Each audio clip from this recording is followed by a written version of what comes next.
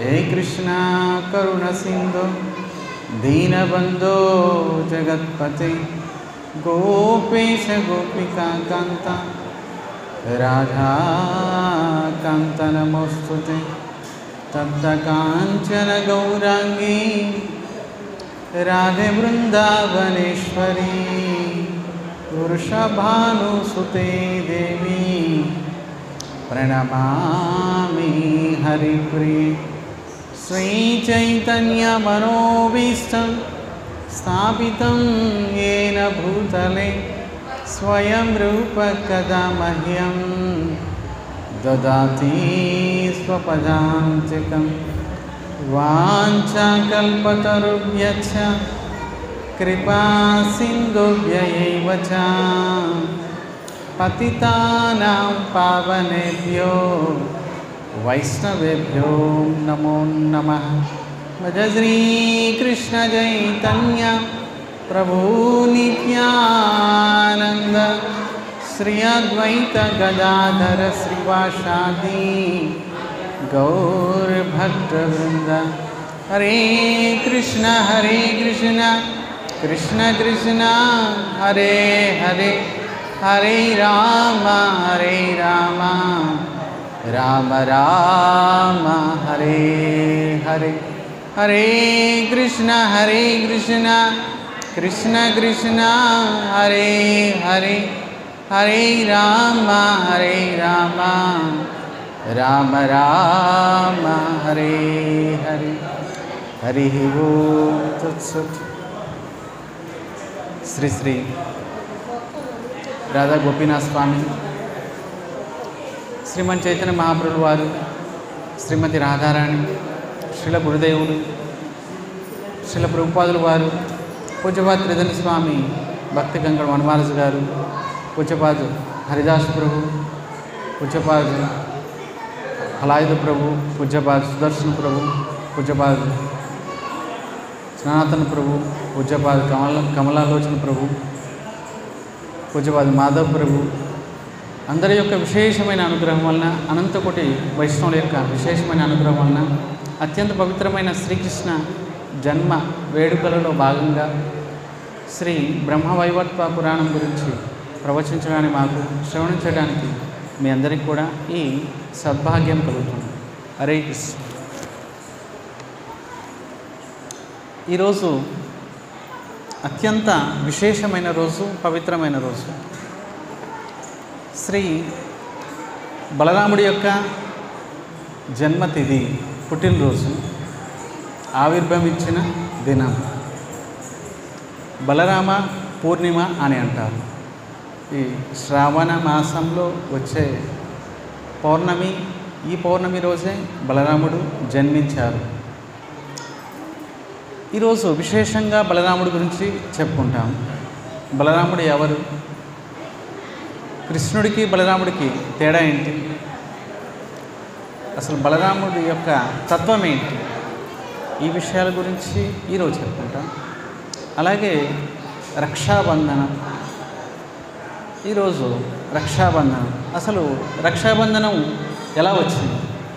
మొట్టమొదట ఈ రక్షాబంధనం, రాఖీ ఎవరికి కట్టారు? ఈ విషయాల గురించి ఈరోజు చెప్పుకుంటాం. ఎప్పుడైతే వామన భగవంతుని యొక్క అవతార సమయంలో దేవతల యొక్క కష్టాలని దూరం చేయడానికి అదితి కశ్యపుల యొక్క తనయుడుగా స్వయంగా భగవంతుడు వామన అవతారం తీసుకున్నారు, వామన రూపంలో అవతరించారు. దేవతల యొక్క వారి కార్యం కోసమే స్వామి అవతరించారు. జన్మించగానే వెళ్ళిపోయారు బలిమహారాజు యొక్క యజ్ఞశాలకు. ఎప్పుడైతే వామన భగవంతుడు వస్తున్నారు, బలిమహారాజు చూశారు. కోటి సూర్య సమప్రభం, కోట్ల సూర్యులు ఒకేసారి వస్తే ఎంత దివ్యమైన తేజస్సు వస్తుందో, భగవంతుడు వస్తుంటే అంత దివ్యమైన తేజస్సు వస్తుంది. బలి మహారాజు అక్కడ ఉన్న యజ్ఞశాలలో ఉన్న బ్రాహ్మణులు, ఋత్విజుగులు, శుక్రాచార్యులు, మిగతా అందరూ కూడా లేచి నిలబడ్డారు, స్వామిని ఆహ్వానించారు. శుక్రాచార్యుడికి మాత్రమే తెలిసిపోయింది, వచ్చింది ఎవరో కాదు, స్వయంగా విష్ణువు, భగవంతుడు, నారాయణుడే. బలి మహారాజు అనుకుంటున్నారు, స్వయంగా అగ్నిదేవుడే వచ్చారా ఏంటి, స్వయంగా సూర్యుడే వచ్చారా ఏంటి నా యజ్ఞశాల. సరే, ఎవరు వచ్చినా కూడా వెంటనే స్వాగతం చెప్పి కడుక్కోవడానికి నీళ్ళు ఇచ్చారు, పాదాలు ప్రక్షాళన చేశారు.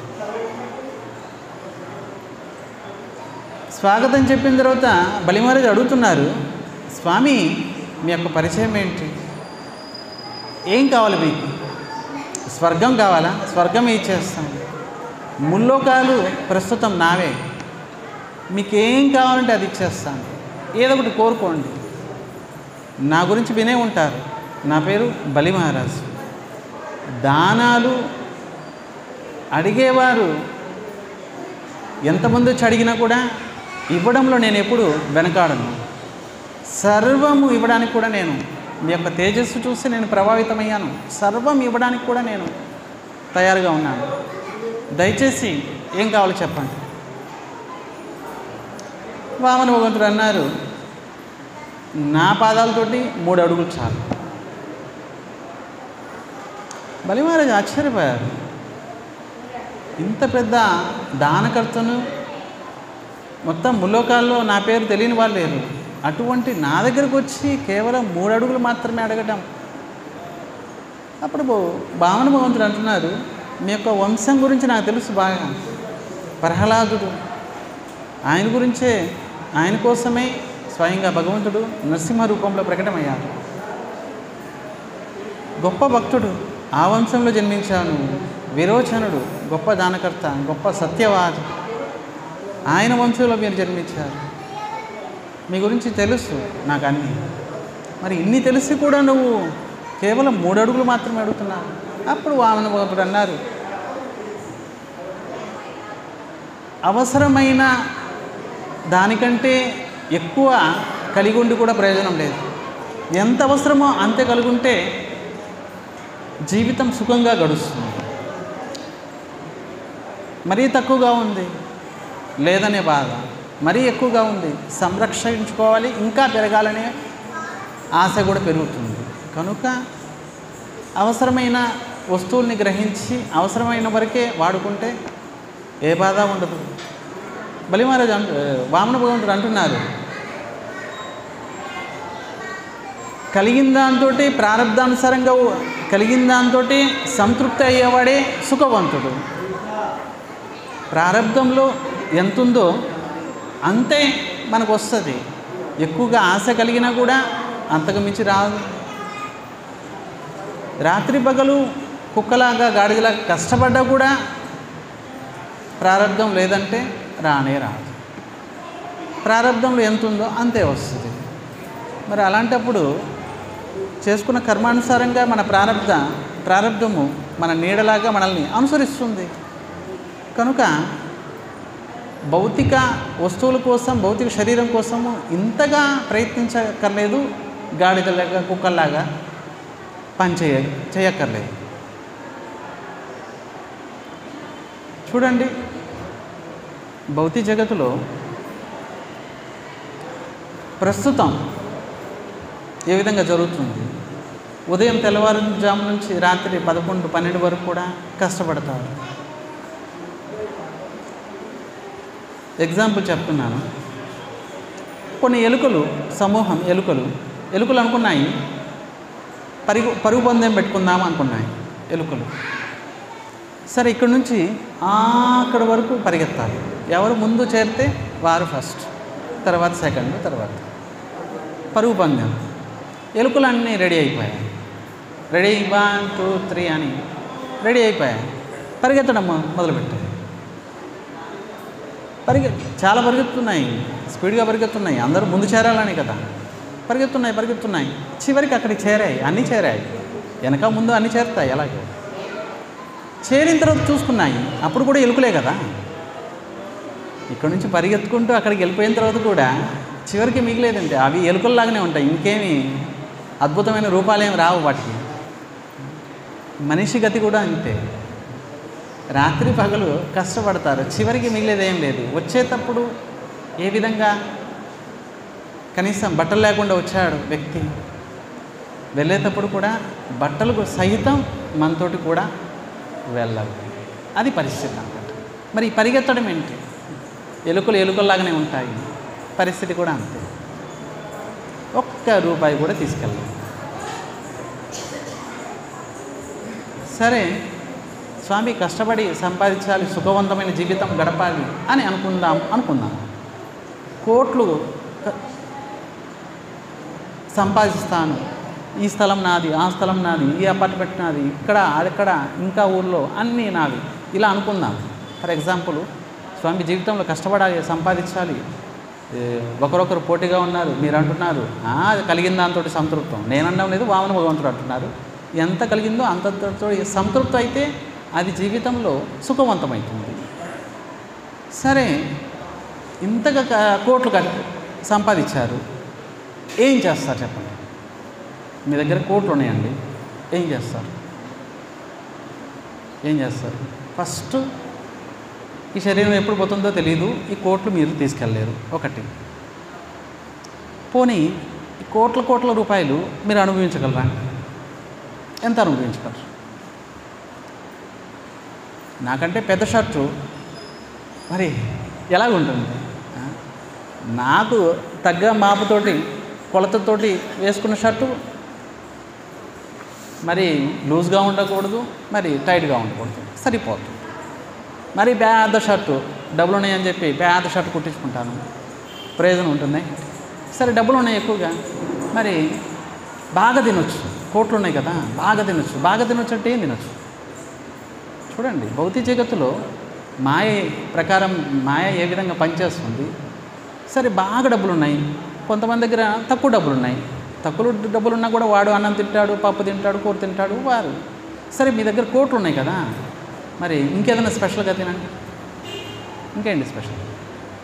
అన్నమే తినాలి, ఆ కూరలే తినాలి, కాస్త క్వాలిటీ ఉండొచ్చు. క్వాలిటీ అంటే రోగాలు అంతే. కాస్త నూనె ఎక్కువ వేసుకుంటారు, డబ్బులు ఉన్నాయి కదా, డబ్బులు లేని వాళ్ళు నూనె తక్కువ వేసుకోవచ్చేమో, ఉప్పు ఎక్కువ వేసుకోండి, మరి కారం ఎక్కువ వేసుకోండి. ఇంకా ఎక్కువ తినగలరా? ఎక్కువ తినలేరు. బాగా ఎంత ఎక్కువ డబ్బులు ఉన్నవారు అన్ని రోగాలతోటి ఉంటారు, అంత తక్కువగా లిమిటెడ్గా తినమనే డాక్టర్ చెప్తారు, లేకపోతే పోతావు అని. మరి ప్రయోజనం ఏంటి? చూడండి, ఆలోచించండి. అవసరమైన దానికంటే ఎక్కువ ఉంటే లాభం ఏం లేదు. సరే కూడబెట్టారు, రోజు లెక్క పెట్టుకుంటారు, ప్రయోజనం ఏంటి? ఎలాగో మీరు తీసుకెళ్ళలేరు కదా. పోనీ స్వామి మా వంశం వారు ఉన్నారు, మా పిల్లలు ఉన్నారు, వారి పిల్లలు ఉన్నారు, మేము ఒక్కరమే ఏంటి మీలాగా సన్యాసి ఏంటి, మీరు పోతే పోయినట్లే బాగానే ఉంది, మరి మేము భార్య పిల్లలు అందరూ ఉన్నారు. సరే కోట్లు కూడబెట్టారు పిల్లల కోసం. ఏ క్షణమైతే మీరు పోతారో ఆ కోట్లు ఒక రోజులోనే ఖర్చు పెట్టొచ్చండి. ఎవరు చెప్పగలరు? కష్టపడి సంపాదించారా అంటున్నారు. అన్ని కోట్ల డబ్బులు, ఆ స్థలాలు, అపార్ట్మెంటు, ఇల్లులు అన్నీ కూడా ఒకే రోజులో ఖర్చు చేసి నష్టం చేసే వాళ్ళు కూడా జన్మించవచ్చు. ఎవరు చెప్తారు? మీరేమైనా చూస్తారా ఏంటి? లేదు ఇంత ఖర్చు పెట్టకండి అని చెప్పి వెళ్తారేమో వెళ్ళేటప్పుడు. తర్వాత ఈ శరీరం వదిలిన తర్వాత మీరు అసలు మరి అంత ఏముండదు కదా, అసలు మీకు వారికి సంబంధం ఏముండదు. మళ్ళీ మీరు ఎక్కడ జన్మిస్తారేమో, మళ్ళీ కోట్ల కోసం మీరు రారు కదా. మళ్ళీ పోనీ భగవంతుడు ఏం చెప్తారంటే, ఆ కోట్లు మీ దగ్గర ఉన్నాయండి, ఖర్చు పెట్టారు, కష్టపడి సంపాదించారు, అవన్నీ మేము సేఫ్గా పెట్టున్నాము, మళ్ళీ అక్కడే జన్మించండి. అలాగేముందా? అలా కూడా లేదు. కనుక మాయా ప్రపంచంలో అందరూ పిచ్చివారు, ఎలుకలు. పరుగు పందెం చివరికి ఎలుకల్లాగానే మిగులుతాయి. అంత పరిశ్రమ చేసి పరిగెత్తుకుంటూ వెళ్ళాయి ఆ చెట్టు దగ్గరికి, చేరాయి, అన్నీ చేరాయి. చివరి ఒకరి ముఖం ఒకరు చూసుకున్నా ఎలుకల్లాగానే ఉన్నాయి కదా. వాటికి ఏం ప్రయోజనం ఏం లేదు, కేవలం సమయం వృధా. ఈ అత్యంత పవిత్రమైన దుర్లభమైన మనుష్య శరీరం నిరర్ధకమైపోతుంది. ఏ ఉద్దేశంతో భగవంతుడు మనకి ప్రసాదించారు ఈ శరీరాన్ని, దేవదుర్లభమైన శరీరాన్ని మనకిచ్చారు. దేవతలు కూడా దుర్లభం. దేవతలు కూడా ప్రార్థిస్తున్నారు, స్వామి మనుష్య శరీరం ఇవ్వండి మాకు.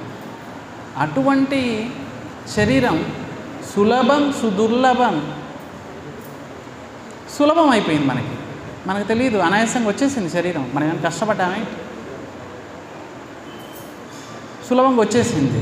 కానీ ఈ శరీరం సుదుర్లభం. దుర్లభం అంటే కష్టం, కఠినం. సుదుర్లభం అంటే అత్యంత కఠినం, అత్యంత కష్టం. లభించడం సులభంగా లభించింది, కానీ అనాయాసంగా లభించింది, కానీ అత్యంత కఠినం. 84 లక్షల జీవరాశుల్లో చూడండి, జీవరాశులు మనం చూస్తున్న కళ్ళతోటి. చెట్టు చూడండి, కొన్ని వందల వేల సంవత్సరాలు ఎండలో వానలో పడి ఉంటుంది. ప్రారంధం, దాన్నే ప్రారంధం అంటారు. దానికైనా ఇష్టమేంటి ఎండలో వానలో ఆడ పడి ఉండడానికి? మరి అంతకాలము భగవంతుడి నుంచి దూరమైందా లేదా? అంతకాలము అన్ని వందల సంవత్సరాలు భగవంతుడి నుంచి దూరం అయిపోయింది. కర్మానుసారంగా 84 లక్షల జీవరాశుల్లో దేంట్లో దాంట్లో వెళ్ళాలి, ఆ ప్రార్థాన్ని అనుభవించాలి. మరి లాభం ఏంటి? కనుక దుర్లభమైన మానవ శరీరం. అందుకే వామన భగవంతుడు అంటున్నారు, ఎంత కలిగిందో దాంతో సంతృప్తి కలిగారు, సరిపోతుంది జీవితం. 3 అడుగులు మాత్రం నా పాదాలతోటి 3 అడుగులు చాలు. బలి మహారాజు ఎంతో చెప్పారు, మొత్తం 14 లోకాలు రాసిమన్నా ఇచ్చేస్తాను. వామన భగవంతుడు అన్నారు, అక్కర్లేదు, నా పాదాలతోటి 3 అడుగులు చాలు. ఎందుకంటే నేను కూర్చోడానికి 3 అడుగులు చాలు, నేను విశ్రాంతి తీసుకోవడానికి 3 అడుగులు చాలు. మళ్ళీ అంతిమ సమయంలో, అంతిమ యాత్ర, ఆ సమయంలో కూడా ఈ 3 అడుగులు చాలు. 3 అడుగుల కంటే ఎక్కువ అక్కర్లేదు నాకు. ఎక్కువగా దానం తీసుకొని కూడా నా యొక్క తేజస్సు నష్టమైపోతుంది. వామన భగవంతుడు అంటున్నారు, నా పుణ్యం నష్టమవుతుంది. అవసరానికంటే ఎక్కువ దానం తీసుకున్నాను, మీరు ఇస్తున్నారని చెప్పి నేను ఎక్కువ దానం తీసుకున్నాను, మరి నా పుణ్యం నష్టమైపోతుంది. ఇంత అవసరము ఇంతే తీసుకున్నాను, అప్పుడు ఇచ్చినందుకు మీకు ప్రయోజనం, తీసుకున్నందుకు మాకు ప్రయోజనం. మీకు కష్టం లేదు, మాకు కష్టం లేదు. 3 అడుగులు చాలా. సరే బలి మహారాజు, సరే అప్పుడు శుక్రాచార్యుడు వచ్చారు. వచ్చింది ఎవరనుకున్నారు? స్వయంగా విష్ణు భగవంతుడు. సాధారణ మనిషి అనుకున్నారేంటి? పొట్టివాడుగా వచ్చాడు, వాడు గట్టివాడు. పొట్టివాడు అనుకోకండి ఎప్పుడు. 3 అడుగులతోటి ముల్లోకాలని వ్యాపిస్తాడు, పొరపాటును కూడా దానం ఇవ్వవద్దు అని నచ్చ చెప్పారు శుక్రాచార్యుడు. బలి మహారాజు అన్నారు, స్వామి స్వయంగా వచ్చింది విష్ణువే అన్నారు, ఇంతకంటే భాగ్యం ఏంటి? సాధారణ మనిషికి దానం ఇవ్వాలంటే ఏదో విధంగా ఇవ్వచ్చు, స్వయంగా విష్ణువు, లక్ష్మీపతి విష్ణువు వచ్చారంటే ఎంత భాగ్యము. సర్వం ఇచ్చేస్తాం, 3 అడుగులేం కర్మ అంటూ బలి మహారాజు ఇంకా ఉత్సాహంగా, నేను మాట ఇచ్చాను, ఏ వంశంలో జన్మించాను? ప్రహ్లాదుడు వంశంలో జన్మించాను. మాట ఇచ్చిన తర్వాత మళ్ళీ సర్వము. శుక్రాచార్యులు అన్నారు, ఇటువంటి దానము ఉపయోగం లేదు, సర్వం ఇచ్చేస్తారు. రోడ్డు మీద కూర్చుంటారేంటి? వెళ్ళి ప్లాట్ఫామ్లో కూర్చుంటారేంటి? అన్నీ ఇచ్చేస్తారు, అన్నీ తీసుకుంటారు. 3 అడుగులు అంటున్నారు కానీ అన్నీ తీసుకుంటారు. మరి సర్వం ఇచ్చిన తర్వాత నువ్వేంటి రోడ్డు మీద కూర్చుంటావు? సర్వము ఒకసారి సంకల్పించానంటే, ఒకవేళ వచ్చింది విష్ణువే నా సర్వాన్ని హరించినా కూడా పర్వాలేదు అన్నారు బలి మహారాజు. సంకల్పించారు. భగవంతుడు 3 అడుగులతోటి ముల్లోకాలని వ్యాపింపచేశారు. ఒకే అడుగుతోటి సర్వభూమండలం, మళ్ళీ ఇంకొక అడుగుతోటి మొత్తం సత్యలోకం వరకు కూడా. ఉపరితలంలో కన్నం పడింది, అక్కడి నుంచే కదా గంగా ప్రవహించింది. ఇంకా ఒక పాదం ఉంది, 3 అడుగులు అన్నావు, ఇంకా ఒక అడుగు ఉంది, ఎక్కడ పెట్టమంటావు? ఇదిగోండి నా శిరస్సు, ఆత్మ సమర్పణ, ఆత్మ నివేదన అంటూ శిరస్సు వంచారు. శిరస్సు మీద పాదం పెట్టి అనిచారు భగవంతుడు. సర్వం ఇంద్రుడికి ఇవ్వాలి, ఇచ్చేశారు. సుతరలోకం వెళ్ళమని చెప్పారు. సరే, నీ యొక్క అద్భుతమైన భక్తికి మెచ్చుకున్నాను, ఏం కావాలి వరం కోరుకోమని స్వయంగా భగవంతుడే అన్నారు. బలి మహారాజు అన్నారు, స్వామి ప్రహ్లాదుడు వంశంలో జన్మించాను, సర్వం తీసుకున్నారు, ఎందుకంటే సర్వం మీదే కదా, ఇచ్చేది మీరే, తీసుకునేది మీరే, నాదేమి అసలు. కాకపోతే ఇంకా నాకు నా పేరు సర్వం వ్యాపించింది, ఆత్మసమర్పణ చేసుకున్నాను కాబట్టి. సరే స్వామి, రోజు మిమ్మల్ని చూడాలి, దర్శించాలి, ఇంట్లో నుంచి బయటికి వెళ్ళేటప్పుడు, బయట నుంచి లోపలికి వచ్చేటప్పుడు మిమ్మల్ని చూడాలి, దర్శించాలి అని అన్నారు. అంటే ద్వారపాలకుడిగా ఉండమని అంటున్నారా ఏంటి? స్వామి, బాగా అర్థం చేసుకున్నారు. ద్వారపాలకుడిగా ఉండండి, ఎల్లప్పుడూ మిమ్మల్ని దర్శిస్తూ ఉంటాను అని అన్నారు. తదాస్తు అన్నారు. వామన భగవంతుడు అవతారం చాలించిన తర్వాత వైకుంఠం వెళ్ళారు బలిమహారాజు తోటి సుతల లోకం. బలిమహారాజు నిత్యం దర్శిస్తున్నారు. పాపం లక్ష్మీదేవి ఎదురు చూస్తుంది, స్వామి ఇంకా రాలేదేంటి. ఇంకెక్కడ స్వామి? నారదుడు నారాయణ అంటూ కనిపించారు లక్ష్మీదేవికి. లక్ష్మీదేవి అడిగారు, ఏంటి ఇంకా స్వామి రాలేదేంటి? అవతారం అయిపోయింది కదా, లీలలు అయిపోయాయి కదా, మళ్ళీ వైకుంఠానికి తిరిగి రావాలి కదా, ఇంకా రాలేదేంటి? ఇంకెక్కడ వస్తారు? ద్వారపాలకుడిగా కొత్త ఉద్యోగంలో జాయిన్ అయిపోయారు, ఇంకా రారు ఆయన. విషయం చెప్పారు. అప్పుడు లక్ష్మీదేవిగా అర్థమైపోయింది, స్వామి విషయం మీరే చెప్పారు, ఏదైనా ఉపాయం కూడా మీరే చెప్తారు కదా, అందరికీ ఉపాయం మీరే చెప్తారు, ఆ ఉపాయం ఏదో నాకు చెప్పండి. అప్పుడు నారదుడు అన్నారు, సరే వెళ్ళు, బలిమహారాజుని అన్నయ్య అని చెప్పు, ఒక రక్షాబంధనం కట్టేసే చేతికి. ఆయన అంటారు, సరే లక్ష్మీదేవి చెల్లెలుగా వస్తే ఎవరు అంగీకరించరే? లక్ష్మీదేవి సోదరిగా వచ్చింది. సరే ఏం కావాలో కోరుకోమని అడుగుతారు. నా స్వామిని నాకు ఇచ్చేసండి, వెళ్ళిపోతామని చెప్పండి. నారదుడు ఉపాయం చెప్పారు. లక్ష్మీదేవి పరిగెత్తుకుంటూ వచ్చింది. లక్ష్మీదేవి వచ్చిందని చెప్పి బలిమహారాజు స్వాగతానికి వెళ్ళారు. కోరి రోజంతా పూజ చేసినా కూడా లక్ష్మీదేవి రాదు. కోరకుండానే నారాయణుడు ఉన్నారు కాబట్టి లక్ష్మీదేవి వచ్చింది. చూడండి, ఉపాయం అదనమాట. నారాయణను పట్టుకుంటే చాలు, లక్ష్మీదేవి వచ్చి కూర్చుంటుంది. లక్ష్మీదేవి కావాలంటే ఎప్పటికీ లభించదు. బలిమహారాజు పిలవకుండానే లక్ష్మీదేవి వచ్చేసింది అన్నయ్య అంటూ. అప్పుడు లక్ష్మీదేవి రక్షాబంధనం, మొట్టమొదటి రక్షాబంధనం లక్ష్మీదేవి బలిమహారాజు కట్టింది. తర్వాత పరంపరలో ఇలా వస్తుంది. ప్రతి పండగకి ఏదో ఒక ఇతిహాసం ఉంటుంది. ఆ ఇతిహాసం ఉండబట్టే మన దాకా వస్తుంది. తర్వాత వచ్చే తరాల వారికి కూడా ఇలాగా వెళ్తుంది. అప్పుడు ఆనందపడిపోయారు బలిమహారాజు. ఏం వరం కావాలి కోరుకో. స్వయంగా నా స్వామి వామన భగవంతుడు, ఆయన నా చెంత ఉంటే చాలు, ఇంకేం అక్కర్లేదు, వైకుంఠం శూన్యం అయిపోయింది అని చెప్పి. అప్పుడు బలిమహారాజు తదాస్తు అన్నారు. తర్వాత ఆ బలిమహారాజు ఇంద్రుడయ్యారు. సరే, ఈరోజు విశేషంగా బలరాముడి యొక్క పౌర్ణమి, బలరాముడి యొక్క జన్మదినం, పుట్టినరోజు. అసలు బలరాముడు ఎవరు? మొట్టమొదట కృష్ణుడి యొక్క దక్షిణ అంగం నుండి బలరాముడు ప్రకటమయ్యారు. బలరాముడు మూలము. కృష్ణుడి యొక్క దక్షిణాంగం నుండి సంధిని శక్తి, మొత్తం భగవంతుడికి అనంత కోటి శక్తులు ఉన్నాయి. అందులో 3 భాగాలు చేస్తే సంధిని, సంవిత్, లాదిని 3 భాగాలు చేద్దాం. సంధిని శక్తి యొక్క ముఖ్య స్వామి వచ్చి బలరాముడు. సంధిని శక్తి స్వరూపమే బలరాముడు. భగవంతుడి యొక్క దక్షిణాంగం నుండి బలరాముడు వచ్చాడు. లాదిని అంటే ఆనంద శక్తి.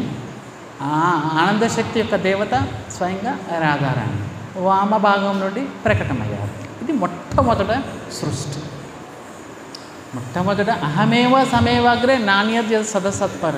మొట్టమొదట నేను ఒక్కడనే ఉన్నాను భగవంతుడు అంటున్నాను. ఇంకెవ్వరు లేరు. కనిపించే జగత్తు లేదు, అదృశ్యమయ్యే జగత్తు లేదు, ఇక ఏం లేదు. నేను ఒక్కడనే ఉన్నాను మొట్టమొదట. ఎప్పటి నుంచి ఉన్నారు మీరు? అనాది కాలం నుంచి. ఎప్పటి నుంచి ఉన్నానో నాకే తెలియదు. మరి మీకు పూర్వం ఎవరైనా ఉన్నారో? ఎవరు లేదు. అంతిమ సమయంలో మొత్తం ప్రళయం అయిపోయిన తర్వాత కూడా నేను ఒక్కడనే మిగులుతాను. భగవంతుడి యొక్క దక్షిణాంగం నుండి బలరాముడు ప్రకటమయ్యారు. బలరాముడి నుంచి 5 తత్వాలు ప్రకటమయ్యారు. 5 తత్వాలు, మొత్తం 5 తత్వాలు. ఈశ్వర తత్వం భగవంతుడు, కృష్ణుడు ఈశ్వరుడు. భగవంతుడు అనండి, ఈశ్వరుడు అనండి, ప్రభు అనండి, స్వామి అనండి, సర్వానికి మూల కారణం అనండి, ఎలా అనండి, కృష్ణుడు. తర్వాత 4 తత్వాలు బలరాముడి నుండి ప్రకటమయ్యాయి. 3 విష్ణువులు, సంకర్షణుడు, అలాగే శేషనాగు, అనంతశేషు, ఇలాగ 5 తత్వాలు ప్రకటమయ్యాయి. సంకర్షణుడు, మూల సంకర్షణుడు బలరాముడి నుండే వచ్చారు. ఆయన నుండి 3 విష్ణువులు, గర్భోదక సాయి, క్షీరోదక సాయి, కారణోదక సాయి, 3 విష్ణువులు ప్రకటమయ్యాయి. ఈ విష్ణు తత్వాలు అన్ని అవతారాలన్నీ బలరాముడి నుండే వస్తాయి. అన్ని విష్ణు తత్వాలకి మూలం బలరాముడు, నారాయణుడికి మూలం బలరాముడు, అవతారాల అన్నిటికీ మూలం బలరాముడు. చూడండి, బలరాముడు సంధిని శక్తి, అంటే జీవుణ్ణి భగవంతుడి దగ్గరికి చేర్చడానికి కావలసిన శక్తిని ప్రదానం చేస్తారు బలరాముడు.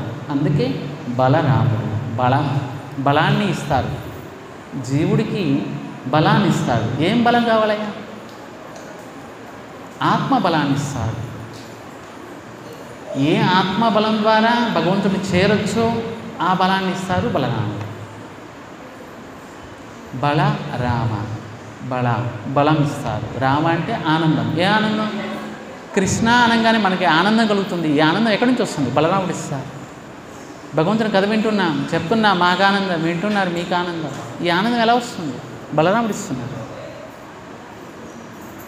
మరి భౌతిక జగత్తుకి ఆధారం బలరాముడు, ఆధ్యాత్మిక జగత్తులు అన్నిటి కూడా ఆధారము బలరాముడు. బలరాముడి యొక్క దయ లేకుండా రాధాకృష్ణుడిని పొందలేము. నితాయి గరుణాహవే వ్రజే రాధాకృష్ణ పావే. నితాయి ఈ కలియుగంలో నిత్యానంద రూపంలో ప్రకటమయ్యారు బలరాముడు. త్రేతాయుగంలో ఆ బలరాముడే లక్ష్మణుడుగా వచ్చారు. ద్వాపర యుగంలో ఆ బలరాముడే కృష్ణుడి యొక్క అన్నయ్యగా, బలభద్రుడు, బలరాముడు, సంకర్షణుడు, రకరకాల పేర్లు. ఆ బలరాముడే కలియుగంలో నిత్యానంద ప్రభు రూపంలో, ఆ కృష్ణుడే గౌరంగ మహాప్రభు రూపంలో ప్రకటమయ్యారు. బలరాముడు సర్వానికి మూలం, ఆధ్యాత్మిక జగత్తులకి భౌతిక జగత్తులు అన్నిటికీ మూలం బలరాముడు. గురుతత్వం అంటారు. ఆయన గురువుగారి కృప లేకుండా మనము భగవంతుని పొందలేము. బలరాముడి కృప లేకుండా భగవంతుని పొందలేము. సర్వం ఏం చూస్తున్నాం మన కళ్ళతోటి అంతా బలరాముడు. ఈ ఎక్కడైతే కూర్చున్నా నాట్య మండపం అంటారు, బలరాముడు. సింహాసనం ఎక్కడైతే స్వామి నిలబడి ఉన్నారు, రాధాకృష్ణుడు నిలబడి ఉన్నారు, ఈ సింహాసనం బలరాముడు.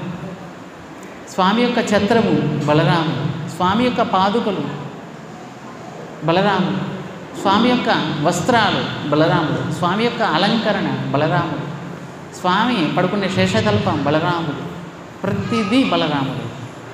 ఇప్పుడు మనం భజన చేసే కరతాళాలు, మృదంగము, ఇవన్నీ బలరాముడు. అంతెందుకండి, మందిరంలో ఊడ్చే చీపిరి బలరాముడి యొక్క స్వరూపం. చీపిరి దగ్గర నుంచి ఇంకా మీరు ఎక్కడికైనా వెళ్ళండి, అన్నీ బలరాముడు. మందిరంలో ఊడ్చే చీపిరికి ప్రణామం చేయండి, బలరాముడి రూపంలో భగవత్ ప్రాప్తి కలుగుతుంది.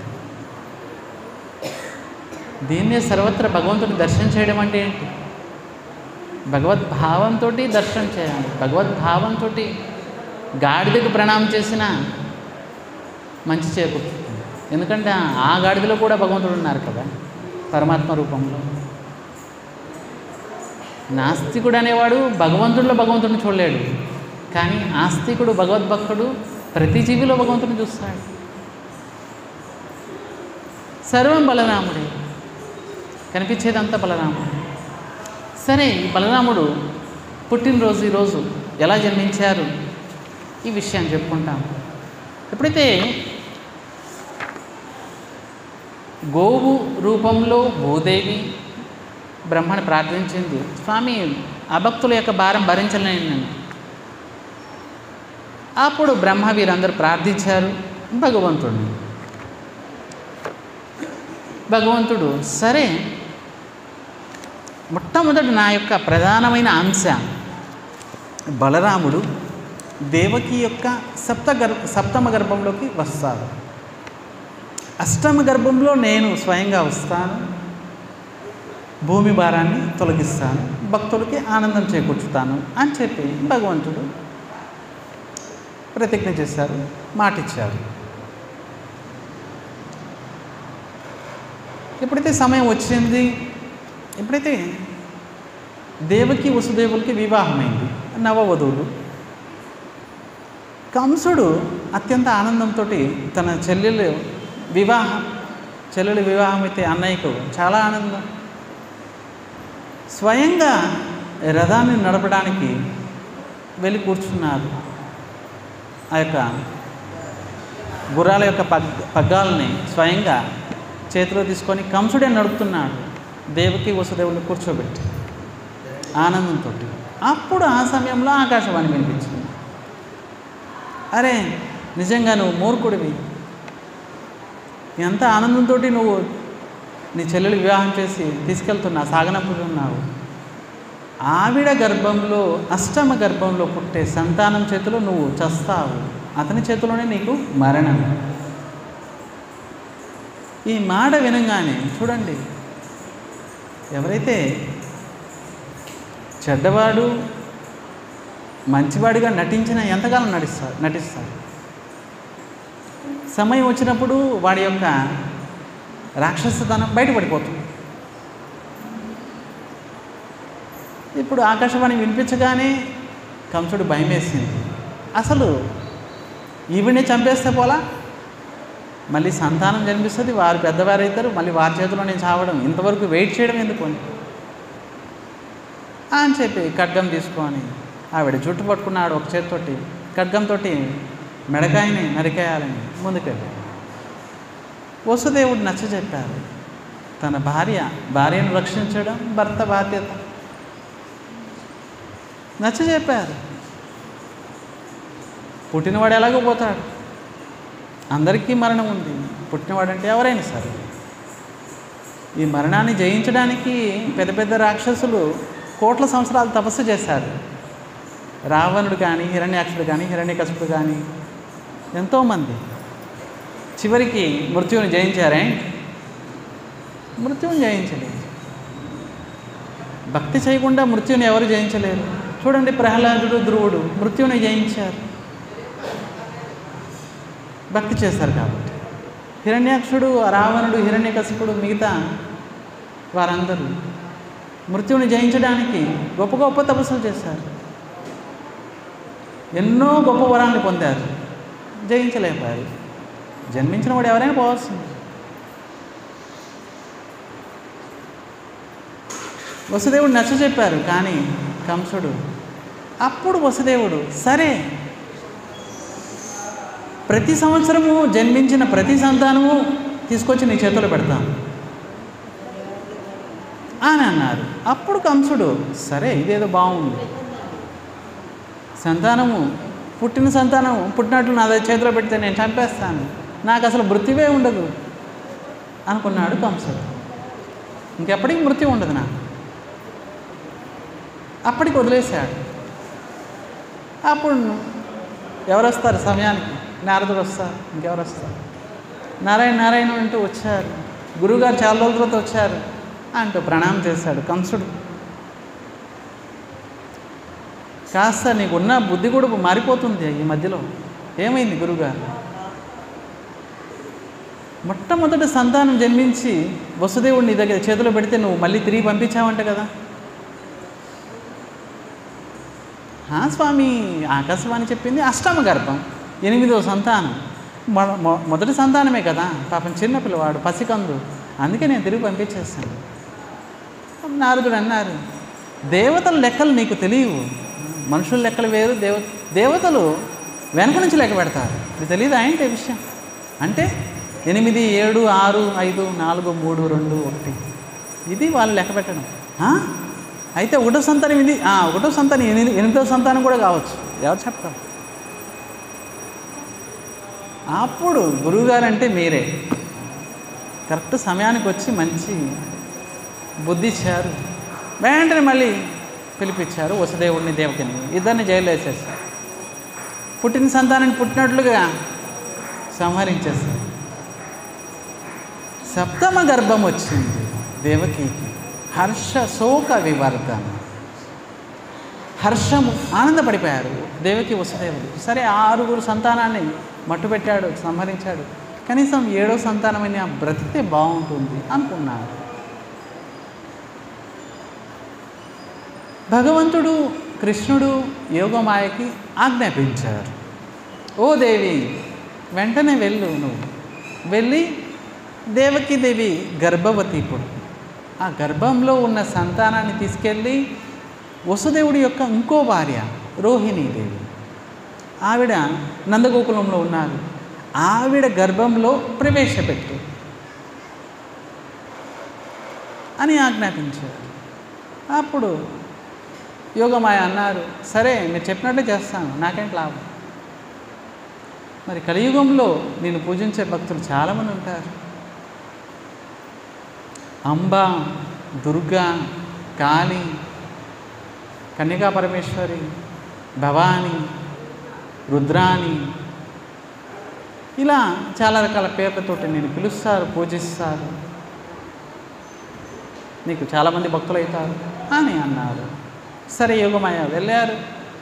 దేవకీదేవి గర్భంలో ఉన్న శిశువుని కర్షణ చేసింది, అంటే లాగి రోహిణి గర్భంలోకి ప్రవేశపెట్టింది. అందుకే కర్షణ చేయబడింది కాబట్టి సంకర్షణుడు అనే పేరు వచ్చింది స్వామికి. సరే సమయం వచ్చింది, రోహిణి శిశువుని జన్మింపజేసింది. ఆయనే దేవతలు పుష్పవృష్టి కురిపించారు, సప్త ఋషులు అందరూ వచ్చారు, వ్యాసదేవుడు వచ్చారు. స్వయంగా ఎప్పుడైతే కృష్ణుడికి బలరాముడికి ఇద్దరికి నామకరణం చేసేటప్పుడు గర్గాచార్యులు అన్నారు, ఇదిగో ఈ సంతానం తెల్లగా ఉన్నారు, కర్పూర గౌరంలాగా తెల్లగా ఉన్నారు, నీలాంబరధారి, ఈయన పేరు శ్రీ రాధా గోపీనాథ స్వామికి, శ్రీ బలరామ భగవానికి. స్వయంగా ఇదిగో ఈ సంతానం, ఈయన పేరు బలరాముడు, బలాన్ని ఇస్తారు అందరికీ ఆనందం చేకూర్చుతాడు, అందుకే బలరాముడు. కర్షణ చేయబడ్డాడు, అందుకే సంకర్షణుడు అని నామకరణం చేశారు గర్గాచార్యులు. ఇక స్వామి ఏమేం లీలలు చేశారు, ఆయనే మహాసంకర్షణుడు, ఆయనే మూల సంకర్షణుడు, ఆయనే విష్ణుతత్వాలకి మూలము, అన్ని అవతారాలకి మూలము బలరాముడు. ఒక భక్తుడు భగవంతుని పొందగలిగాడంటే అది ఆయన యొక్క దయ, కృప మాత్రమే కారణం. బలరాముడు దయ లేకుండా రాధాకృష్ణుని పొందలేము.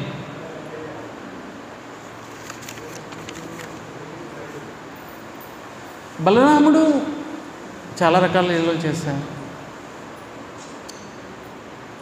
ఎప్పుడైతే ద్వాపర యుగంలో అవతరించినప్పుడు దుర్యోధనుడికి భీమసేనుడికి గదాయుద్ధం నేర్పింది బలరాముడే. అప్పుడు ఆ సమయంలో బలరాముడు అత్యంత బలవంతుడు. గదాయుద్ధంలో నేర్పరి, అందుకే దుర్యోధనుడు భీమసేనుడు వచ్చి నేర్చుకున్నారు. బలరాముడు కృష్ణుడితో కలిసి నందగోకులంలో చాలా రకాల లీలలు చేశారు. ఒకసారి ఏం జరిగింది, కంసుడు ప్రతిసారి కూడా రాక్షసులను పంపించేవాడు. వచ్చిన రాక్షసులను వచ్చినట్లుగా కృష్ణుడు బలరాముడు సంహరించేసేవారు. ఈసారి కంసుడు ఒక రాక్షసుడు పంపించాడు, వాడే ప్రళంబాసురుడు.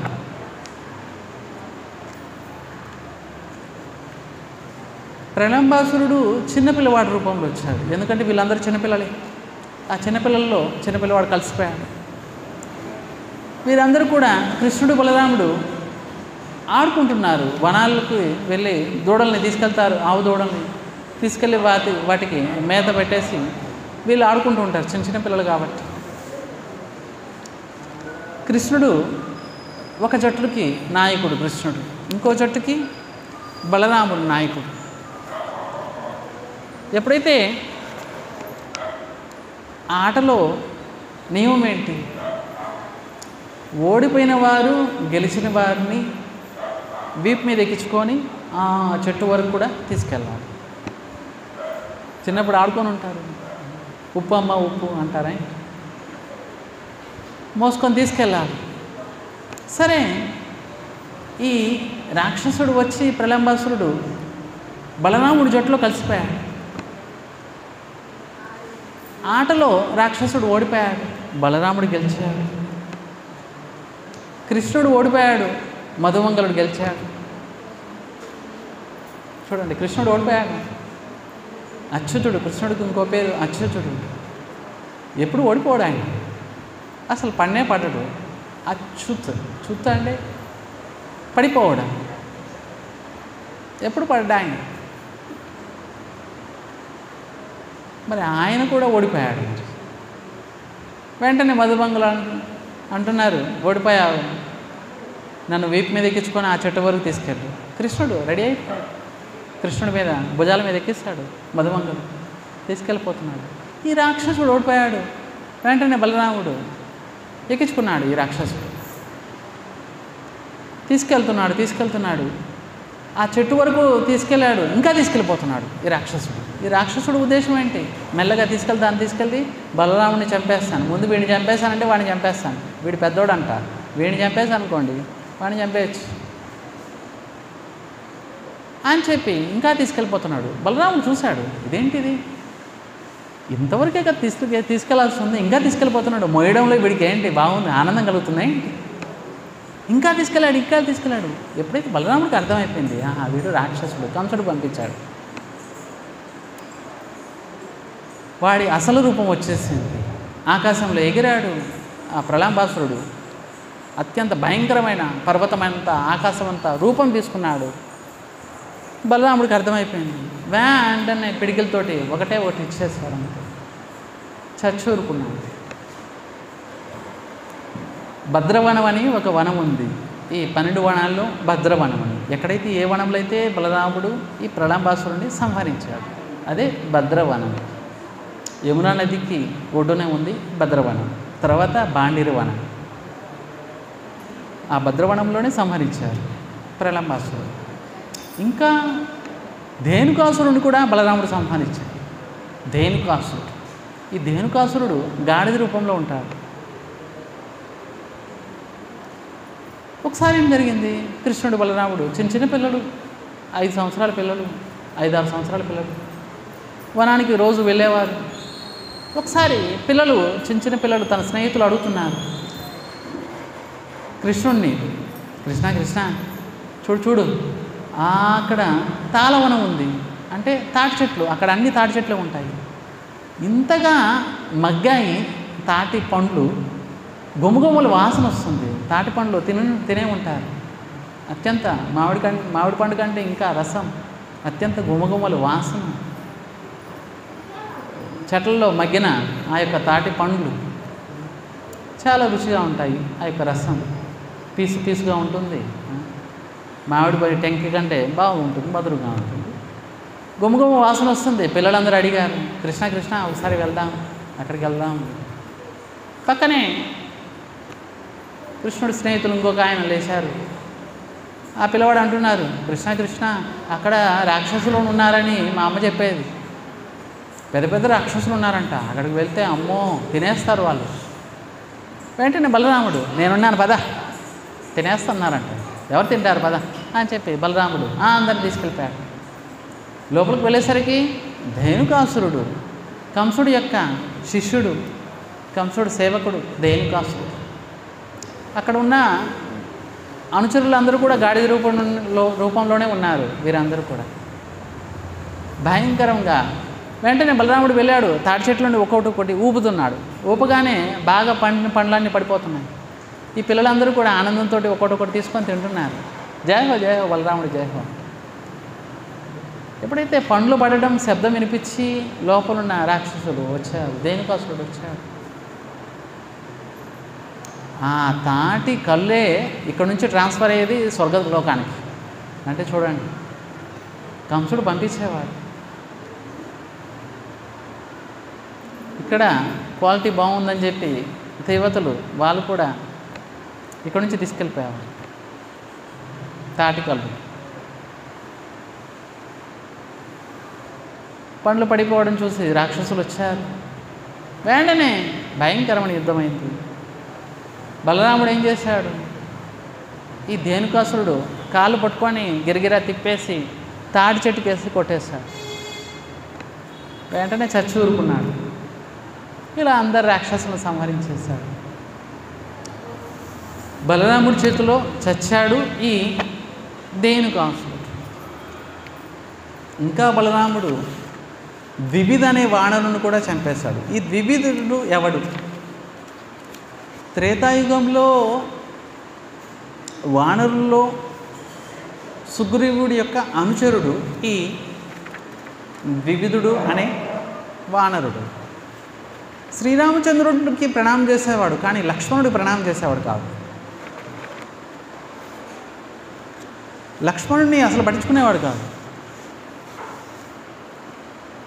ఆ ద్వివిధుడే ఈ ద్వివిధుడు.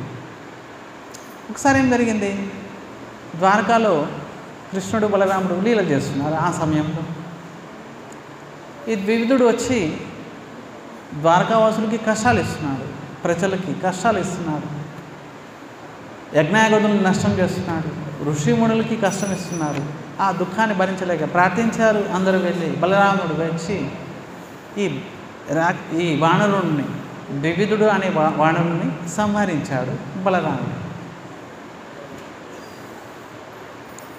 అలాగే బల్వలుడు అనే ఒక రాక్షసుని సంహరించాడు బలరాముడు. బలరాముడు ఎప్పుడైతే తీర్థయాత్ర చేస్తూ నైమిషారణ్యం వెళ్ళారు. నైమిషారణ్యంలో ఋషిమునులందరూ కూడా స్వాగతం చెప్పారు. వారందరూ అన్నారు, స్వామి, ఈ అరణ్యంలో మేము తపస్సు చేస్తున్నాము, ఈ బల్వలుడు అనే ఒక రాక్షసుడు వస్తున్నాడు, ఆటంకం కలిగిస్తున్నాడు అని మొరపెట్టుకున్నారు. వెంటనే బలరాముడు ఈ బల్వలుడు అనే రాక్షసుడితో యుద్ధం చేశారు. అతన్ని సంహరించాడు, ఉద్ధరించాడు. ఇలా చెప్పుకుంటూ ఉంటే బలరాముడి యొక్క లీలలు 7 రోజులు చెప్పుకున్నా కూడా సరిపోవు. బలరాముడు వివాహం చేసుకున్నారు రేవతితో వివాహం చేసుకొని రేవతి రమణుడు అయ్యాడు. ఈ రేవతి ఎవరు? సత్యయుగంలో రైవతుడు అనే ఒక ఆయన ఉండేవారు. ఆయన యొక్క కుమార్తె రేవతి. రైవతుడు తన కుమార్తె యుక్త వయసు వచ్చిన తర్వాత కుమార్తెను అడిగారు, అమ్మ ఎటువంటి భర్తను కోరుతున్నాను? అప్పుడు రేవతి అన్నది, నాన్నగారు అందరికంటే బలవంతుడు, అందరికంటే శక్తివంతుడు, అటువంటి భర్త నాకు కావాలి. వెంటనే రైవతుడు రేవతిని కూడా తీసుకొని బయలుదేరాడు స్వయంవరం కోసం, భర్త కోసం. స్వర్గానికి దేవతలకి రాజు ఇంద్రుడి దగ్గరికి వెళ్ళారు. స్వామి, మీరు శక్తివంతులు, అందరికంటే బలవంతుడు, దేవతలందరికీ కూడా మీరు రాజు, స్వర్గానికి అధిపతి, మా అమ్మాయిని వివాహం చేసుకోండి అని అన్నారు. ఇంద్రుడు అన్నారు, నేను బలవంతుడిని కాదు, శక్తివంతుడిని అసలు కాదు. నాకంటే నా డిపార్ట్మెంట్లో పనిచేసే వాయుదేవుడు, ఆయనకి ఎక్కువ బలం నాకంటే అగ్నిదేవుడికి ఇంకా ఎక్కువ బలం. వాయుదేవుడికి బలం ఎక్కువ, వాయుదేవుడికి ఇవ్వండి. రైవతుడు వాయుదేవుడిని అడిగారు, మా కుమార్తెను వివాహం చేసుకోండి, మీరు బలవంతులు కదా. అప్పుడు వాయుదేవుడు అన్నారు, పెద్ద పెద్ద పర్వతాలు ఉన్నాయి, అన్నిటినీ నేను పెరికేసి అవతలేసేస్తాను, కానీ పెద్ద పెద్ద పర్వతాలు ఉన్నాయి, కాస్త కూడా కదపలేను. వెంటనే పర్వతాల దగ్గరికి వెళ్ళారు. మీరే కదా శక్తివంతులు, మా అమ్మాయిని వివాహం చేసుకున్నారు. పర్వతాల అన్నాయి, మేము ఇంత శక్తివంతులము, మమ్మల్ని భరిస్తున్న భూమి ఇంకెంత శక్తివంతులు. భూమి దగ్గరికి వెళ్ళి అడిగారు. భూదేవి అన్నారు, నాకంటే శక్తివంతుడు, నన్ను భరించేవాడు ఎవరాయన? అనంత శేషుడు. 1000 ముఖాలతోటి నిత్యం భగవంతుని నామాలని, కొత్త కొత్త నామాలని ప్రతిరోజు ఉచ్చారణ చేస్తారు అనంతశేషుడు 1000 ముఖాలతోటి. ఒక్క శిరస్సు మీద ఒక బ్రహ్మాండము ఆవగింజలాగా ఉంటుంది ఆయన. ఆవగింజ మీ తల మీద పెట్టామనుకోండి, చెప్పిన తర్వాత కూడా మీకు అనిపించదు నిజంగా పెట్టారా లేదా. మీకు చెప్పాము ఆవగింజ మీ తల మీద పెట్టామంటే నిజంగా పెట్టారా, ఎక్కడ పెట్టారు అన్నట్లుగా. మరి ఇన్ని బ్రహ్మాండాలు పర్వతాలతోటి, సముద్రాలతోటి, నదులతోటి, అడవులతోటి, జీవులతోటి వ్యాప్తమైన ఇంత పెద్ద పెద్ద బ్రహ్మాండాలని శిరస్సు మీద ఉన్నా కూడా ఆయనకి ఆవగింజలాగుంది. ఆయనే సర్వశక్తివంతుడు, అనంతశేషుడు. బలరాముడి యొక్క ఒక అంశం మాత్రమే శేషుడు. అంటే బలరాముడు ఇంకెంత చూడండి, ఆయన అంశే అనంతశేషుడు. ఆయనే అన్ని లోకాలని మోస్తున్నాడు, భరిస్తున్నాడు. అప్పుడు శేషుడి దగ్గరికి వెళ్ళారు.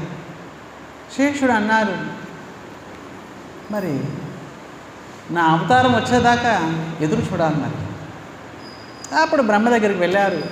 ఆ ఒక్క క్షణంలోనే 27 చతుర్యుగాలు ఇక్కడ కింద అయిపోయాయి. 28వ చతుర్యుగంలో, వరాహకల్పంలో 28వ చతుర్యుగంలో స్వయంగా చంద్రవంశంలో, వృష్టి వంశంలో కృష్ణుడు బలరాముడు జన్మించారు. బ్రహ్మ అన్నారు, అయ్యా మీరు త్వరగా వెళ్ళండి, లేకపోతే అవకాశం కూడా పోతుంది.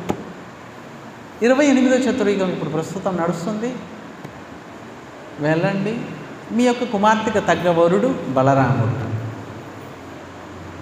అని చెప్తారు. వెంటనే రేవతిని తీసుకొని బలరాముడి చేతిలో పెడతారు. స్వామి మా అమ్మాయిని గ్రహించినాడు. బలరాముడు చూశారు, అబ్బా ఇంత పెద్ద హైట్ ఉంది ఈవిడ, బాబోయ్ సత్యయుగం ఆవిడ ఈవిడ, ఈయనేమో ద్వాపర యుగం. యుగాన్ని బట్టి శరీరం యొక్క కొలతలు కూడా మారిపోతున్నాయి. అది బాబోయ్ ఇంత హైట్ ఉంది, సరే సరే అని చెప్పి తన దగ్గర ఉన్న హలం నాగలి తీసుకెళ్ళి ఆవిడ తల మీద పెట్టారు. కరెక్ట్గా ఆయన దగ్గర చెవుల దగ్గరికి వచ్చేసింది. ఇలా ఇప్పుడు సరిపోతుంది. రేవతి రమణుడు అయ్యారు, వివాహం చేసుకున్నారు. బోలో రేవతి రమణ భగవానికి, బలరామ భగవానికి. శక్తివంతుడు బలరాముడు. బలరాముడి యొక్క దయతోటి మనం రాధాకృష్ణుని భజించగలం. ఆయన దయ లేకపోతే భజించలేం. ఇంతసేపు కూర్చోగలం, బలమే ఎవరిస్తున్నారు? మేము మాట్లాడుతూ ప్రవచనం చేస్తున్నాం, బలం ఎవరిస్తున్నారు? ఇంతసేపు మీరు కూర్చొని శ్రద్ధగా వింటున్నారు, బలం ఎవరిస్తున్నారు? బలరాముడే. ఎక్కడ కూర్చున్నాం? ఇది బలరాముడు. ఏ పైన కూర్చున్నాం? బలరాముడు. అన్నిటికీ మూలం బలరాముడు. స్వామి వస్త్రాలు, అలంకరణ అన్నీ బలరాముడే. అన్ని రూపాల్లో చూడండి బలరాముడు. మరి స్వామికి, భగవంతుడికి సేవ ఎవరు చేయగలరు? ఆయనకే సేవ చేయగలరు, ఇంకెవరు చేయగలరు? భగవంతుడికి, కృష్ణుడికి, బలరాముడి తేడా ఏంటి? తేడా ఏం లేదండి. ఒక ఆయన సేవింపబడుతున్నారు, ఇంకొక ఆయన సేవిస్తున్నారు, అంతే తేడా. సేవింపబడుతున్నారు కృష్ణుడు, సేవిస్తున్నారు బలరాముడు, అంతే తేడా. ఆయన నీలమేఘశ్యాముడు, ఈయన తెల్లగా ఉంటారు, అంతే తేడా. ఇంకా తేడా ఏం లేదు. ఆయన పీతాంబరధారి, ఈయన నీలాంబరధారి. నీలం రంగు బట్టలంటే ఈయనకి ఇష్టం. రాధాదేవికి కూడా నీలం రంగు బట్టలంటే ఇష్టం. మరి నీలమేఘశ్యామంలో స్వామి యొక్క అంగఛాయ, అంగకాంతి కదా. కృష్ణుడి యొక్క అంగఛాయ నీలం రంగులో, నీలమేఘశ్యాముడు. అందుకే నీల వస్త్రాలు ఇద్దరు ధరిస్తారు, రాధారాణి అయినా సరే, బలరాముడు అయినా సరే. మరి బోరు కొట్టదా ఒకే బట్టలు వేసుకుంటే? మరి నిత్యానందం అక్కడ, ఇంకా బోరేం కొట్టదు అక్కడ. స్వామి యొక్క నీలమేఘశ్యామం రంగులో ఉన్న బట్టలు, మరి ఆనందం పెరుగుతూ ఉంటుంది అక్కడ. బ్రహ్మ సౌఖ్యం అనంతం. చూడండి, కోట్ల యుగాల నుంచి మీరు కృష్ణ కృష్ణ రామ రామ అన్నా కూడా ఆనందం పెరుగుతుంది తప్ప తగ్గదు. అందుకే బ్రహ్మ సౌఖ్యం అనంతం అన్నారు. భౌతిక జగత్తులో ఏదైనా సరే ప్రతిదీ కూడా తాత్కాలికమైనది, సుఖవంతం అసలు లేదు. మీరు ఏదైతే సుఖవంతం అనుకున్నారో ఆ యొక్క సుఖం కూడా దాన్ని భోగించే కొలిది దాని మీద విరక్తి కలుగుతుంది తప్ప దాంట్లో నుంచి ఆనందం రాదు. ఏదైనా సరే మీకు ఇష్టమైన మంచి ఆహార పదార్థం మీకు ఇస్తాము, ఎంత తింటారు? బాగా ఇష్టం అని చెప్తారు, పలానా ఏదో ఒకటి స్వీటో హాటో ఏదో ఒకటి, ఎంత తింటారు? ఇంకా ఎక్కువైందంటే ఇంకా అయ్యి బాబా ఇంకొద్దండి అని మీకు ఇష్టమైంది మీకు ఎంతో కష్టపడి చేస్తాను తినండి తినండి అని మీకు బలవంతంగా ఇచ్చినా కూడా ఎంత తింటారు? అబ్బా ఇంకా మంచినీళ్ళు తాగడానికి కూడా ఇంకా అసలు ఇంకా వద్దండి సరిపోతుందండి అని అంటారు. ఇంకా రెండోసారి అటువైపు రారు అని. భౌతిక జగత్తులో కానీ ఆధ్యాత్మిక జగత్తులో నిత్యానందం, బ్రహ్మ సౌఖ్యం అనంతం, అనంతమైన సుఖం. భగవంతుని నామ, భగవంతుని రూపం, భగవంతుని కథ, భగవంతుని ప్రతిదీ, భగవంతుని సేవ ప్రతిదీ నిత్య నూతనం, కొత్తగానే ఉంటుంది. కోట్ల సంవత్సరాలు చూడండి గోపీనాథుని, కోట్ల సంవత్సరాలు అలా నిత్యానందం. మీరు ఎప్పుడు చూసినా కొత్తదానే. హరే కృష్ణ మహామంత్రం జపించండి, ఇప్పుడు చెప్పించండి, ఈ క్షణం చెప్పించండి. మీరు 10 సంవత్సరాల నుంచి జపిస్తున్నారు, 20 సంవత్సరాల నుంచి జపిస్తున్నారు, ఇప్పుడు ఈ క్షణం హరే కృష్ణ అనగానే కొత్తగానే ఉంటుంది. చూడండి, అదే మంత్రాన్ని అదే నామాన్ని కోట్ల యుగాల నుంచి జరిపిస్తున్నారు అనంతదేవుడు, ఆయనకి కొత్తగానే ఉంటుంది. కొత్త కొత్త నామాలు తీసుకుంటున్నారు అనంతదేవుడు. కనుక అనంతుని యొక్క గుణాలు అనంతుడే వర్ణించగలడు. మాకు ఒకే ముఖం ఉంది, 4 ముఖాలున్న బ్రహ్మ అంటున్నారు, నేను వర్ణించలేను బలరాముడి యొక్క గుణాలను. 5 ముఖాలున్న శివుడు అంటున్నారు, నేను వర్ణించలేను బలరాముడిని. సంకర్షణుడు ఎవడు? శివుడి యొక్క గురుగారే సంకర్షణుడు. చూడండి, శివుడు ఆయన యొక్క గురువుగారు సంకర్షణుడు. సంకర్షణ నుండే ప్రేరణ వస్తుంది శివుడికి. మరి ఈ లయం చేసే శక్తి ఎక్కడి నుంచి వస్తుంది? సంకర్షణుడు ఇస్తున్నాడు. మరి బలరాముడి యొక్క ఒక అంశే సంకర్షణుడు. అక్కడి నుండే ఆ శక్తితోటే శివుడు మొత్తం సర్వాన్ని ప్రళయ సమయంలో సర్వాన్ని నశింపజేస్తున్నాడు. కనుక మూలము బలరాముడు. ఒకసారి ద్వాపరయుగంలో లీలలు చేస్తున్నారు బలరాముడు. ఒకసారి నందగోకులం వెళ్ళి ఒకసారి కనిపిద్దాము, యశోద నందమహారాజు చాలా రోజులు అయిపోయిందని చెప్పి బలరాముడు బయలుదేరాడు. కృష్ణుడు ప్రతిసారి కృష్ణుడి దగ్గరే ఉంటాడు బలరాముడు. కృష్ణుడు బలరాముడు ఒకే చోట ఉంటాడు. కృష్ణుడిని అడిగారు, పద వెళ్దాం. కృష్ణుడు అన్నారు, లేదు నాకు పనులు ఎక్కువ ఉన్నాయి, నువ్వు వెళ్ళు అని. బలరాముడు బయలుదేరాడు, వచ్చాడు. సరే, బలరాముడు తన గోపికలతోటి, తనకు సపరేట్ గోపికలు ఉన్నారు బలరాముడు. కృష్ణుడు గోపికలు వేరు, బలరాముడు గోపికలు వేరు. బలరాముడు విహరిస్తున్నారు గోపికలతో. ఎప్పుడైతే విహరిస్తున్నారో అలసిపోయారు. గోపికలు అన్నారు, స్వామి ఇంతసేపు నృత్యం చేశాము, అలసిపోయాము, ఒకసారి యమునా నది చల్లటి నీళ్ళు స్నానం చేస్తే బాగుంటుంది, పద వెళ్దాం. బలరాముడు అన్నారు, మరి యమునా నది దగ్గరికి వెళ్ళడం ఏంటి? యమునా నది నా దగ్గరికి వస్తుంది. గోపికలు ఎలా చూశారు, ఏంటి యమునా నది నీ దగ్గరికి వస్తుందా? సరే రప్పించు చూద్దాం. బలరాముడు అన్నారు, ఓ యమునే ఇలా రా, నేను స్నానం చేయాలి. మరి యమునా నది అనుకున్నది, పిలవగానే రావడానికి నేనేంటి రిక్షా వాడినా ఆటో వాడినా? యమునా నదిని నా మార్గంలో నేను నడుస్తాను, పిలవగానే నేను ఎలా వస్తాను? నేను రాను అని కూర్చుంది. బలరాముడు కళ్ళు ఎర్ర చేశాడు, వస్తావా రావా అని చెప్పి నాగలి పట్టుకున్నారు. ఒక్కసారి ఇలా అన్నా, యమునా నది వచ్చి బలరాముడు కాలు పట్టుకుంది. స్వామి మహాబాహు నజాని తవిక్రమ, స్వామి మీ యొక్క పరాక్రమం, మీ మహిమ మర్చిపోయాం అంటూ యమునా నది కాలు పట్టుకుంది. మరి బలరాముడు నాగలితోటి స్పర్శ చేయగానే యమునా నది 40 వంకర్లు అయిపోయింది. ఇప్పటికి కూడా షేర్గఢ్ అనే ఒక ప్రాంతం ఉంది బృందావనం దగ్గర నుంచి దగ్గరలోనే. రామ్ ఘాట్ అనే ఒక ఘాట్ ఉంది. అక్కడ యమునా నది ఇలా ప్రవహించి ఇలా ప్రవహించి వంకర టింకర్ అయిపోయింది యమునా నది. బలరాముడు అలా అన్నారంతే, అనడంతో యమునా నది మార్గమే మర్చిపోయింది. చూడండి బలరాముడి యొక్క ప్రభావం. అలాగే ఒకసారి కౌరవులకు కూడా బుద్ధి చెప్పాడు బలరాముడు. ఒకసారి కృష్ణుడికి జాంబవతుడికి జన్మించిన కుమారుడు సాంబుడు, దుర్యోధనుడి యొక్క కుమార్తె లక్ష్మణ. ఆవిడ యొక్క స్వయంవరం అవుతుంది. రాజకుమారులు అందరూ వెళ్ళారు. ఈ జాంబవంతుడి యొక్క తనయుడు సాంబుడు ఈయన కూడా వెళ్ళాడు. వెళ్ళి లక్ష్మణాన్ని బలవంతంగా రథం మీద కూర్చోబెట్టి తీసుకొస్తున్నాడు. మరి క్షత్రుల యొక్క కర్తవ్యం, ఎవరు యుద్ధంలో గెలిస్తే వారే. ఇష్టమయ్యారంటే ఆ రాజకుమార్తెను తీసుకెళ్ళిపోవచ్చు, మిగతా రాజులు వస్తే వాళ్ళతో యుద్ధం చేసి తీసుకెళ్ళిపోవాలి. క్షత్రుల యొక్క కర్తవ్యం. మిగతా అందరూ వచ్చారు. దుర్యోధనుడికి కోపం వచ్చేసింది. అంత ధైర్యం వచ్చింది ఏంటి యాదవులకి అంటూ వచ్చి మిగతా కర్ణుడు మిగతా వారందరూ వచ్చారు. వచ్చి సాంబుడిని కట్టేసి తీసుకెళ్ళిపోయారు. ఈ విషయం విన్నారు ఉగ్రసేనుడు కృష్ణుడు.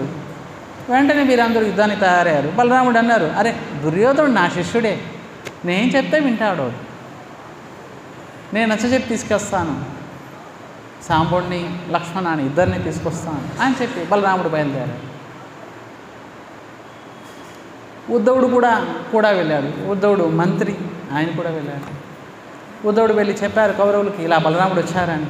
అందరూ వచ్చి బలరాముడికి ప్రణామం చేశారు. ఇలా బలరాముడు అన్నారు, సరే జరిగింది ఏదో జరిగింది, సాంబుడిని లక్ష్మణుని ఇద్దరిని పంపించండి, వివాహం చేస్తాము. అప్పుడు దుర్యోధనుడు రకరకాల మాట్లాడినాడు. మేమెక్కడ మీరెక్కడ,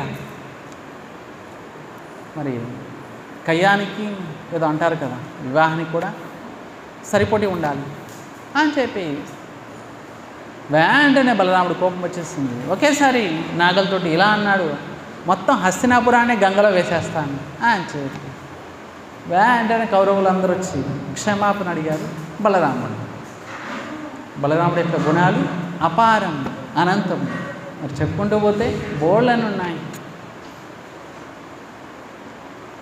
బలరాముడు అన్ని తీర్థాలని దర్శించాడు. చివరికి వెంకటాచలం తిరుమల కూడా వచ్చారు బలరాముడు. మరి తిరుమల ఏంటి, ఇప్పుడుదే ఏంటి, అనాది కాలం నుంచి ఉంది తిరుమల ఉంది, స్వామి ఉన్నారు. లీలలైనప్పుడు ప్రకటమవుతారు శ్రీనివాసుడిగా. ప్రతి స్థానం అంతేనండి. తీర్థయాత్ర ఏమేమి దర్శిస్తున్నాం ఇక్కడ అంతే. జగన్నాథపురి కానీ, బద్రీనాథుడు కానీ, ద్వారకానాథుడు కానీ, అయోధ్య కానీ, ఇవన్నీ కూడా నిత్యం ఉంటాయి. బృందావనం కానీ నిత్యం ఉంటాయి. ఈ యొక్క మహిమ నిత్యము, ప్రదేశాలు నిత్యము అలాగే ఉంటాయి. సమయం వచ్చినప్పుడు ప్రకటమవుతాయి అంతే. శ్రీనివాసుడిగా వచ్చారు స్వామి, దర్శనమిచ్చారు, ప్రకటమయ్యారు, వెంకటేశ్వరుడిగా వెలిశారు, స్వామిని దర్శించారు. ఆ సమయంలో బలరాముడు అన్ని యాత్రలు స్వయంగా బలరాముడు, కృష్ణుడు, సుభద్ర పూజింపబడుతున్నారు జగన్నాథపురిలో. ఈరోజు బలరాముడి యొక్క విశేషమైన పుట్టినరోజు కాబట్టి ఆయన యొక్క మహిమ లీలల గురించి మనం ఇప్పటి వరకు శ్రవణం చూసాము. ఇక రేపటి నుంచి శ్రీకృష్ణుడి యొక్క జన్మలీలల గురించి మనం చెప్పుకుంటాము. ఒకసారి గోవిందనామం చెప్పుకొని మనం ఈరోజు శ్రీ శ్రీనివాస శ్రీ వెంకటేశ భక్తవత్సల భాగవత ప్రియ నిత్య నిర్మల నీలమేఘ శ్యామ పురాణ పురుష పుండరీకాక్ష గోవింద హరి గోవింద.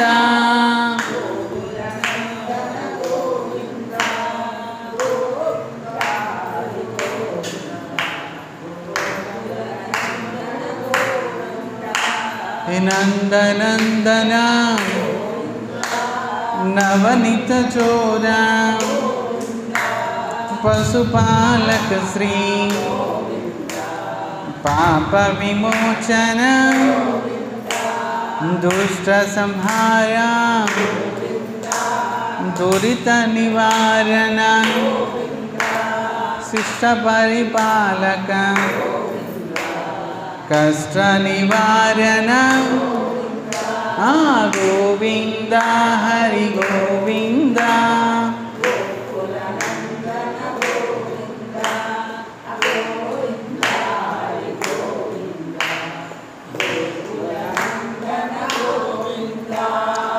वज्रमुकुटधर वराहमूर्ति गोपीजनलोला गोवर्धनोद्धर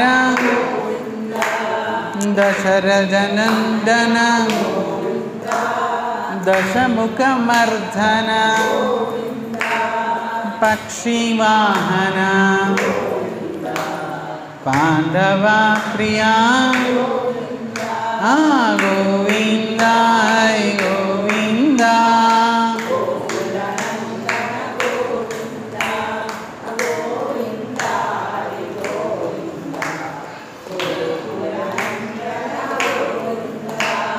मत्स्य कूर्मा मधुसूदन हरि वराह नरसिंह वामन भृग्राम बलरामानुज बौद्ध कल्किधर वेणुगान प्रिया वेंकटरमण गोविंद हरि गोविंद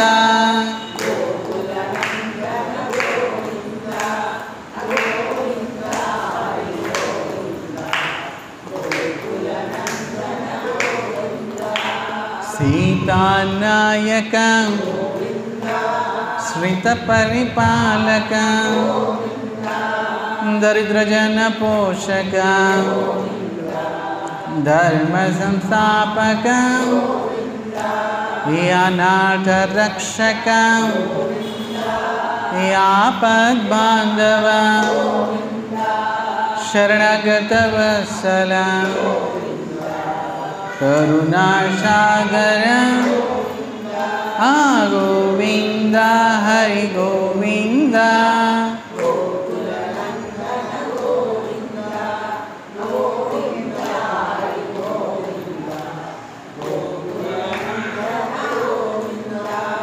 कमलदलाक्ष कामितफलद पाप विनाशक पाहि मुरारी श्रीमुद्रांकित श्रीवत्सांकित धरणी नायक दिनकर तेजा गोविंद हरि गोविंद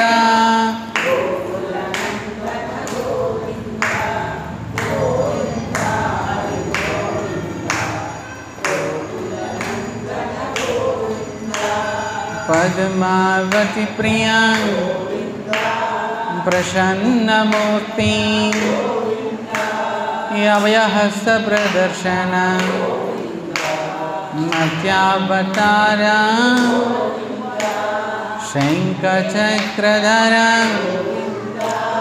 सारंगगदधर वीरजातिरस विरोधिमर्दन गोविंद हरि गोविंद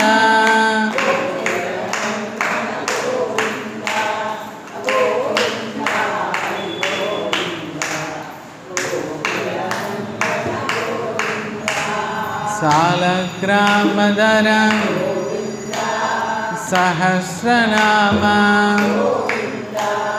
लक्ष्मी वल्लभ लक्ष्मणाग्रजा कसूरितिलका कांचनाम्बधर गरुडवाहन గజరాజ రక్షక గోవింద హరి గోవింద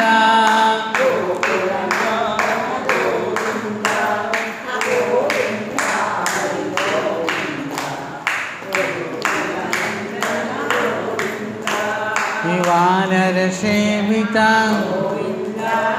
వారిది వందన ఏడు కొండల వాద ఏక స్వరూప శ్రీరామకృష్ణ రఘుకుల నందన ప్రత్యక్ష దేవా పరమ దయాకర గోవింద హరి గోవింద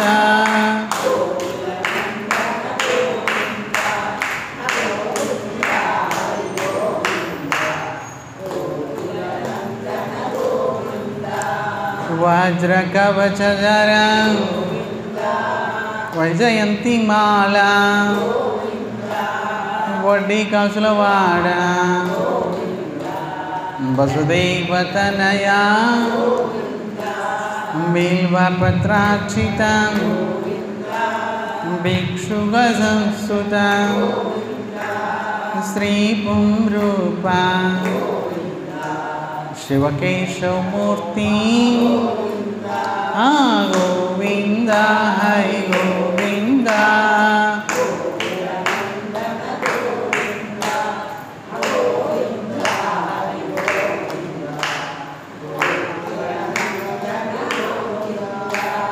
బ్రహ్మాండ రూప భక్తరక్షక నిత్య కళ్యాణ నీరజనాభ యాతి రామ ప్రియ హరిశర్వోత్తమ జనార్దన మూర్తి జగత్సాక్షి రూప గోవింద హరి గోవింద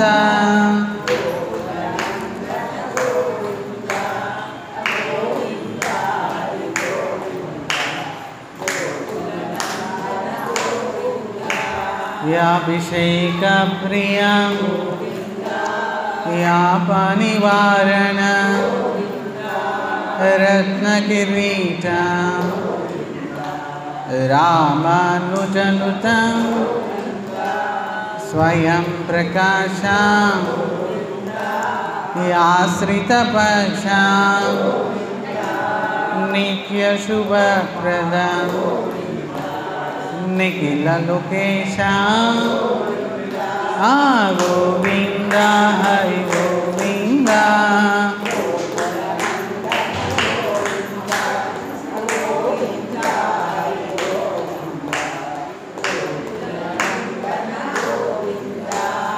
ఆనంద రూప ఆద్యాంతరహిత ఇహ పరదాయక పరాజ రక్షక పరమ దయాలో పద్మనాభ హరి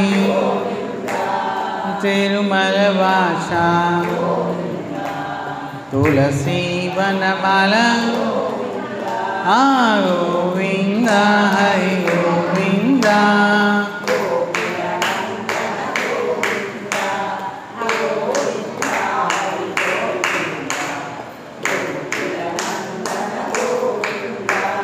శేషాద్రి నిలయ శేష సాయి శ్రీ శ్రీనివాస శ్రీ వెంకటేశ గోవింద హరి గోవింద